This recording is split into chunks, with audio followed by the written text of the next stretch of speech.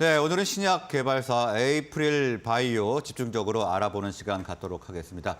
자, 이 에이프릴 바이오는 우리 몸 안에 약물이 조금 더 오래 있을 수 있도록 도와주는 플랫폼을 개발을 했는데요. 회사 소개부터 좀 해주실까요?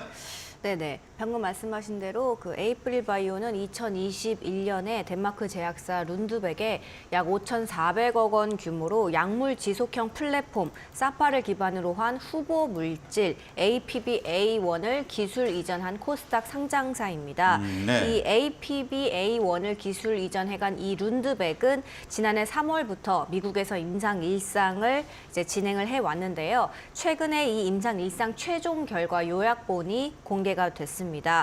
임상 결과를 좀 보면은 APB-A1을 투여했을 때 모든 용량에서 안전성이 확인이 됐습니다. 또 APB-A1의 타겟 단백질이 APB-A1에 의해서 급격히 강력하게 지속적으로 감소한 것이 확인이 됐습니다. 네. 그러니까 투여 용량을 늘릴수록 높은 효능을 나타냈고 부작용도 없었다. 이렇게 볼 수 있겠습니다. 네, 뭐 이 정도 결과는 굉장히 좋은 것 같은데 일상이 성공한 거라고 봐야죠? 네네네, 맞습니다. 이제 곧 임상 2상에 돌입하는데 내년 상반기에 임상 2상에 돌입한다고 룬드백이 설명을 했습니다.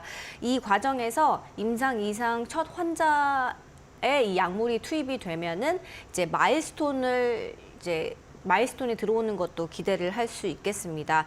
내년 하반기에 그래서 약 80억 원 정도 추정되는 마일스톤 수령 가능성이 높다는 분석이 나오고 있고요. 네. 현재까지 에이프릴 바이오가 룬드백한테 받은 계약금은 전체 5,400억 원 규모 중에서 240억 원 정도입니다. 통상 이 마일스톤 규모라는 거는 임상 후반부로 갈수록 좀 커지는 경향이 있습니다. 그래서 임상 3상을 마치거나 또 품목 허가를 신청할 때 가장 비중이 높아서 이제 갈수록 이 마일스톤 규모가 커진다고 볼 수 있겠습니다. 네, 임상이 성공하면서 지금 마일스톤 유입 그리고 기업의 가치도 점점 올라갈 것 같은데 추가 기술 이전도 기대가 된다고요? 네네. 이번에 임상 1상이 좀 성공적으로 맞춰지면서 이 사파 플랫폼을 기반으로 한 후보 물질들의 이제 추가 기술 이전 가능성이 높아졌다. 이런 시장 분석이 나오고 있습니다. 현재 회사는 글로벌 제약사 한 두세 곳 정도랑 이 사파를 기반으로 한 또 다른 후보 물질에 대해서 이제 기술 이전 논의를 진행하고 있는 걸로 알려졌는데요. 이 후보 물질 이름은 APB-R3입니다. 같은 사파를 기반으로 한 이제 후보 물질이기 때문에 향후에 좀 긍정적인 임상 결과가 나오지 않겠냐. 그러면서 기술 이전 논의에도 좀 속도가 붙지 않겠냐. 이런 전망이 나오고 있습니다. 네. 이 APB-R3에 대해서 잠시 말씀드리면 인터루킨 18이라는 것과 결합을 해서 염증 사이토카인 발현을 좀 억제하는 의약품입니다. 지난해 9월에 호주에서 임상 1상 환자 투여를 역시 마쳤고요. 이제 최종 결과가 또 이제 곧 발표될 예정입니다. 인터루킨 18이 이제 좀 몸 안에서 과발현되면요. 우리 몸 안에서 이제 아토피성 피부염, 스틸병 같은 자가 염증 질환을 유발할 수 있는 질환입니다. 아, 네. 그래서 이 인터루킨 18을 이제 저해하는 이 치료제가 이제 필요했는데 시장에 계속 필요한데 아직까지 지금 이 인터루킨 18을 저해하는 치료제는 시장에 출시되지 않은 상태거든요.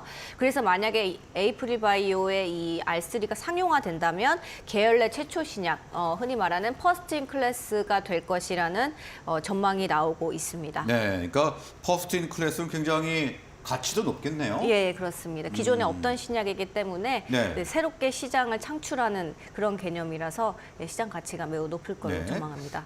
플랫폼을 기반으로 한 물질이다 보니까 하나의 파이프라인에서 성공을 하면 다음 파이프라인에서 성공 가능성도 높아지는 상황인 것 같은데 자, 이 플랫폼만 가지고도 사업을 확장할 수도 있을 것 같네요. 네네, 그렇습니다. 한마디로 이제 플랫폼 비즈니스라고 하죠. 그래서 예. 실제로 이제 에이프릴 바이오는 내년부터 이 글루카곤 유사 펩타이드, 우리가 요즘 많이 들었을 텐데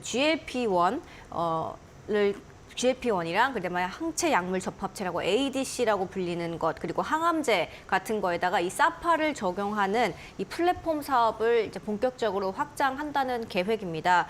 이 GLP-1은 이제 아시다시피 요즘 비만약으로 이제 많이 개발이 되고 있잖아요. 그래서 네. 이 GLP-1으로 비만이나 비알코올성 지방 간염, 내시라고 불리는 이 치료제를 개발하거나 또 ADC 약물을 개발 중인 이제 글로벌 제약사들을 중심으로 협업을 사업을 적극 추진하겠다 이런 전략입니다. 그러니까 뭐 비만약을 지금 현재 개발 중이거나 비알코올성 지방간염 치료제 또는 항암제를 하고 있는 이제 글로벌 빅파마들한테 가서 우리 사파 플랫폼을 한번 써보지 않을래 하고 이제 좀 네. 제안을 해서 이제 그렇게 둘의 의약품과 플랫폼을 이제 결합하는 그런 비즈니스를 하겠다 이런 이야기거든요. 그래서 실제로 이제 사파 플랫폼이 적용된 APB R3 같은 경우는 이 GLP-1 계열 치료제랑 병용 투여를 했을 때 효능이 실제로 한층 높아지는 그런 이제 비임상 결과를 확인을 하기도 했습니다. 네. 그래서 이제 회사가 본격적으로 이제 플랫폼 비즈니스를 확장하기 위해서 다수의 글로벌 사업 개발 이제 전문가들을 충원을 하고 있습니다. 최근에는 파맵신 출신의 그 사업 개발 담당 전무를 부사장으로 영입을 하는 등 이제 인력을 적극적으로 모으고 있는 상황입니다.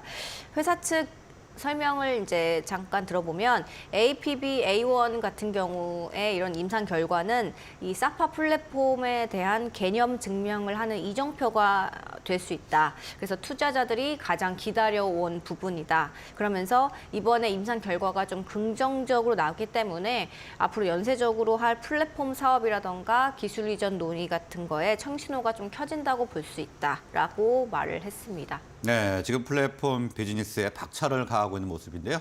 첫 번째 이슈 에이프릴 바이오의 신약 개발과 관련된 상황 살펴봤습니다.